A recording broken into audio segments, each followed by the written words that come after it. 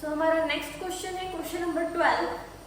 Find the roots of the quadratic equation 3x² minus 2 root 6x plus 2 equals to 0। Quadratic equation के आपको roots find out करने हैं। So first of all इस quadratic equation को हम standard quadratic equation के साथ compare कर लेंगे। स्टैंडर्ड क्वाड्रेटिक इक्वेशन कौन सा है बच्चों? हमारा ax² plus bx plus c equals to 0 है। पहले हमने इक्वेशन को लिख लिया as it is. After that हम क्या करेंगे? कंपेयर करेंगे। Compare given equation with ax² plus bx plus c। अब देखो बच्चों, x² के साथ यहाँ पे a है, x² के साथ यहाँ 3 है, तो हमारी a की वैल्यू हो गई 3। आफ्टर दैट x के साथ यहाँ पे है -2 root 6, x के साथ यहाँ b है, तो b की वैल्यू हो गई -2 root 6। आफ्टर दैट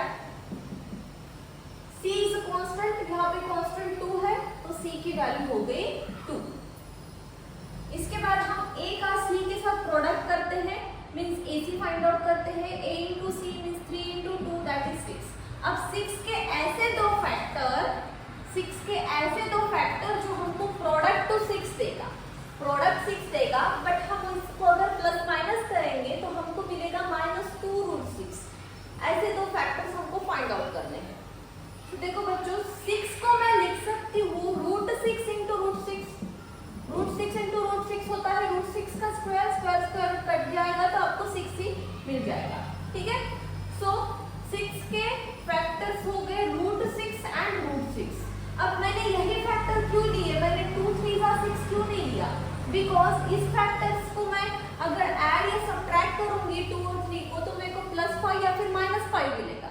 बट यहाँ पे मुझे चाहिए -2 √6। अब यहाँ और यहाँ मैंने माइनस साइन लगा दिया, तो -√6 हो जाता है -2 √6। अब कैसे मैं बताती हूँ, -√6 होता है -2 √6। अब कैसे? √6 को मैं यहाँ से कॉमन ले लूंगी, यहाँ से √6 कॉमन ले लिया तो कुछ नहीं है, 1 बचेगा, मीन्स -1, और यहाँ पे भी माइनस, और यहाँ से √6 मैंने कॉमन ले लिया तो -1 ही बचेगा। माइनस माइनस रहा तो सम होता है, पर आंसर को आता है माइनस साइन। 1 + 1 2 और आंसर को आ गया माइनस साइन। एंड √6 × -2 होता है -2 √6। या फिर अगर मैथमेटिक्स आपका बहुत अच्छा है तो आप डायरेक्टली भी कर सकते हो। -1 √6 -1 √6 इज -2 √6। माइनस माइनस रहा तो सम होता है एंड आंसर को माइनस साइन आता है। सो हमारे फैक्टर्स हो गए -√6 एंड -√6। इनको ऐड करेंगे तो -2 √6 ऑक्टेन होगा, और इनको अगर मल्टीप्लाई करेंगे तो हमको मिल जाएगा 6। अब हम फिर से एक बार क्वाड्रेटिक इक्वेशन लिख लेंगे। 3x² -2 √6x plus 2 equal to 0। सो -2 √6 की जगह क्या लिखना है? -√6 -√6। So 3x² -√6x plus 2 equal to 0। इसके जगह मैंने लिखा -√6x -√6। ओके। नेक्स्ट आपको फाइंड आउट करने हैं इनके कॉमन फैक्टर, और उसके लिए इसके फैक्टर्स में मैं लिख सकती हूँ बच्चों √3 × √3। 3 can be written as √3 × √3। x² की जगह x² ही रहेगा। -√6 can be written as √2 × √3। √2 × √3, 2 3 6, और ये √6 मिल जाएगा, और यहाँ पे x है तो यहाँ भी x। इसके भी सेम फैक्टर √2 × √6, सॉरी √2 × √3x, और प्लस 2 के फैक्टर्स हो जाएंगे √2 × √2। अब यहाँ पे √3, यहाँ पे भी √3 है, यहाँ x, तो हम इनको कॉमन ले लेंगे। √3x हमारा कॉमन आ गया। यहाँ क्या बचा है? √3, और यहाँ बचा है x। देन माइनस है तो माइनस, यहाँ बचा है ओनली √2। आफ्टर दैट यहाँ पे कॉमन है बच्चों, यहाँ √2 है, यहाँ √2, तो √2 कॉमन है और कुछ कॉमन नहीं है यहाँ पे। सो हम -√2 को कॉमन निकाल रहे हैं। माइनस साइन इसलिए क्योंकि यहाँ पे हमको माइनस चाहिए, क्योंकि ये भी माइनस है और ब्रैकेट हमको सेम लेने हैं, दैट्स व्हाई। सो √2 को कॉमन ले लिया तो यहाँ बचा √3x। माइनस साइन को कॉमन ले लिया तो ये प्लस की जगह हो जाएगा जाएगा माइनस, और यहाँ बचा है ओनली √2 इक्वल टू 0। दोनों ब्रैकेट सेम आए यानी हम सही जा रहे हैं। तो दो ब्रैकेट में से एक ब्रैकेट को वन टाइम लिख लेते हैं यानी हम ब्रैकेट को कॉमन निकाल रहे हैं। अब बचा क्या बच्चों, यहाँ √3x, यहाँ माइनस है तो माइनस, और क्या बचा है √2 एंड इक्वल टू 0। एक बार ये ब्रैकेट इक्वल्स टू 0 एंड एक बार ये bracket equals to 0। So √3x minus √2 equal to 0 और √3x माइनस √2 इक्वल टू 0। √2 को यहाँ साइड करेंगे, इक्वल टू साइन के उस पार जाएगा तो वो प्लस हो जाएगा। So √3x will be equals to √2 और √3 इसके साथ मल्टीप्लाई में है, इधर जाएगा तो बच्चों डिवाइड में चला जाएगा। सो √2 अपॉन √3, हम दोनों को एक ही अंडर रूट में दे सकते हैं 2 और 3 को, क्योंकि दोनों स्क्वायर रूट में ही है। ये दोनों ब्रैकेट सेम है इसलिए यहाँ पे भी x का वैल्यू सेम ही मिलेगा, √2 upon 3। So these are two roots of given quadratic equation. So it is solution of given question. Question number 13 है, for which value of a and b does the following pair of linear equation have an infinite number of solution? So a and इसका meaning ये है a and b के कौन से value के लिए ये दोनों लीनियर पेयर ऑफ इक्वेशन के इनफाइनाइट नंबर ऑफ सॉल्यूशन है।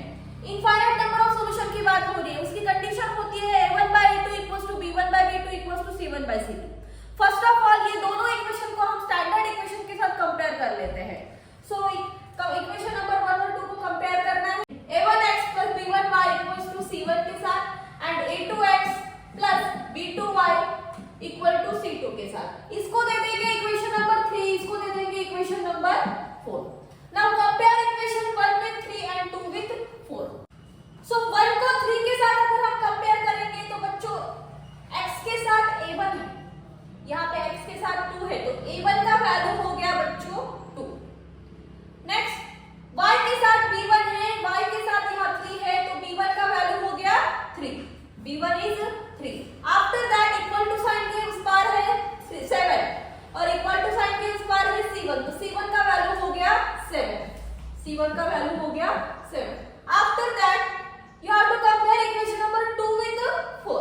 2 को 4 के साथ x के साथ है यहाँ पे a2, x के साथ है यहाँ पे a minus b, so a2 का वैल्यू हो गया a minus b, complete bracket आ जाएगा। देन b2 किसके साथ है y के साथ और यहाँ पे y के साथ है a plus b, so b2 का वैल्यू हो गया a plus b, b2 का वैल्यू हो गया बच्चों a plus b। After that equal to sign के उस पार c2, इक्वल टू साइन के उस पार ये बड़ा सा टर्म है, ओके।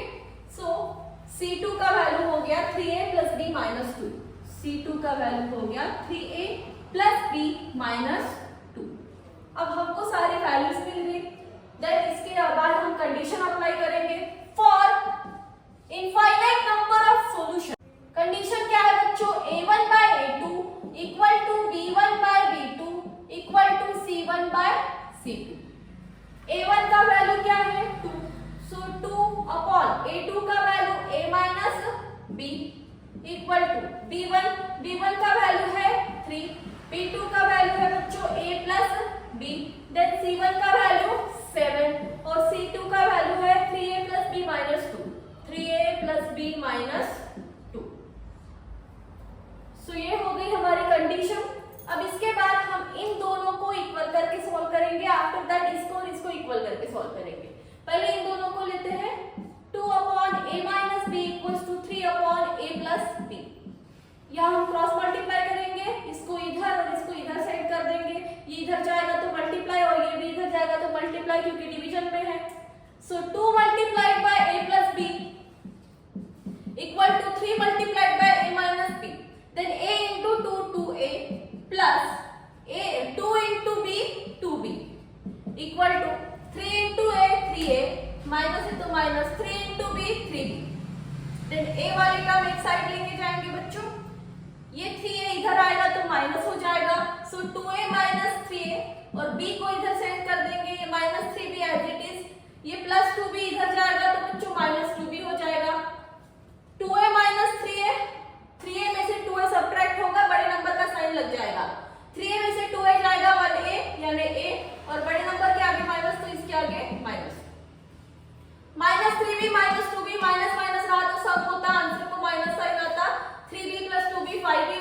आ गया माइनस साइन, ये माइनस साइन से कट गया, यहाँ पे बचा a is equal to 5b। After that हम इसको और इसको इक्वल करके सॉल्व करते हैं। So 2 upon a minus b equal to 7 upon 3a plus b minus 2। After that cross multiply, ये इसके साथ इनटू हो जाएगा। So 2 multiplied by 3a plus b minus 2 equal to 7 multiplied by a minus b। 2 into 3a, अब मैं direct करती हूँ, 2 into 3a 6a, plus है तो plus, 2 into b 2b, then minus है तो minus, 2 into 2 4 equal to 7 into a 7a minus 7 into b 7b। After that a वाले term again एक साइड लेके आएंगे और b वाले एक साइड, इसको इधर लेके जाते हैं। 7a में से ये 6a क्या हो जाएगा, सब्ट्रैक्ट हो जाएगा क्योंकि ये प्लस है, इधर आएगा तो माइनस, यहाँ बचा ये 2b और ये माइनस 4 और ये 7b इधर आएगा तो बच्चों प्लस हो जाएगा। ओके, नाउ b वाले टर्म को b वाले टर्म के साथ मर्ज कर लेंगे, 2b प्लस 7b हो जाएगा 9b, ये आ गया माइनस 4, 7a माइनस 6a होता है 8। उसके बाद a का वैल्यू कितना है, 5b है, यहाँ सब्स्टिट्यूट कर लेते हैं, a का वैल्यू 5b, इसको दे देंगे equation number 5। So 9b minus 4 equals to 5b कहां से आया बच्चों, फ्रॉम इक्वेशन नंबर 5। देन इस 5b को इधर सेंड कर देंगे, इसके आगे कुछ नहीं है ना, प्लस है तो इधर आएगा तो माइनस हो जाएगा। सो 9b माइनस 5b और ये 4 कांस्टेंट माइनस है तो इधर जाएगा तो प्लस हो जाएगा, प्लस 4। 9b माइनस 5b होता है 4b इक्वल टू 4। अब ये 4 इधर जाएगा तो बच्चों डिवाइड में चला जाएगा, 4 अपॉन 4 होता है 1, सो b का वैल्यू हो गया 1। अब इसको हम पुट कर देंगे इक्वेशन नंबर 5 में तो हमको a का भी वैल्यू मिल जाएगा। Put this value in equation number 5, put in equation number 5। So equation number 5 implies a is equals to 5b, तो 5 into 1 होता है 5, तो a का वैल्यू हो गया 5, therefore a is equals to 5। So these are the value of a and b.